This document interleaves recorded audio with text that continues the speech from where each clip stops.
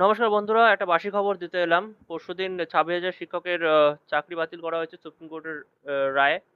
আম তো সেটা নিয়ে কিছু কথা বলার ছিল। কিছু মিস ইনফরমেশন ছড়ানো হচ্ছে, তাই আমাদের মনে হলো মেইন পয়েন্টগুলো আমাদের চ্যানেলে বলে দেওয়া উচিত।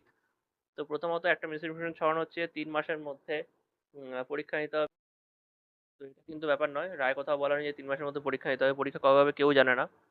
৩ মাসের মধ্যে যারা শিক্ষকতা আসার আগে অন্য কোনো চাকরি করতেন এবং সেটা ছেড়ে শিক্ষকতায় এসেছিলেন, তাদেরকে ৩ মাসের মধ্যে আবেদন করলে তারা সেই প্রিভিয়াস পদে আবার ফিরে যেতে পারবেন।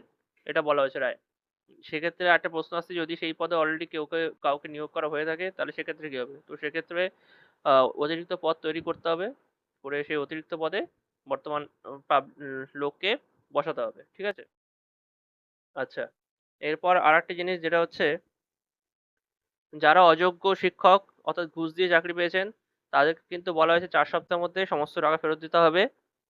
১২% হারে সুদও দিতে হবে তার সাথে। এবং অনেকেই প্রশ্ন করছেন যে যোগ্য অযোগ্য যদি বাছাই সম্ভব হতো, তাহলে পুরো প্যানেল কেন বাতিল করা হলো? এক্ষেত্রে বলে রাখা ভালো, ৬,০০০ জনকে মোটামুটি পাওয়া গেছে, অযোগ্য হিসেবে চিহ্নিত করা সম্ভব হয়েছে। কিন্তু ধরা হচ্ছে সংখ্যাটা আরো অনেক বেশি, অর্থাৎ অনেককেই চিহ্নিত করা সম্ভব হয়নি।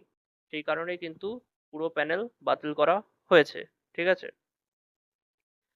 ব্যাস এটুকুই বলার ছিল। আর কারোর কোনো কোয়েরি থাকলে কমেন্ট করবেন।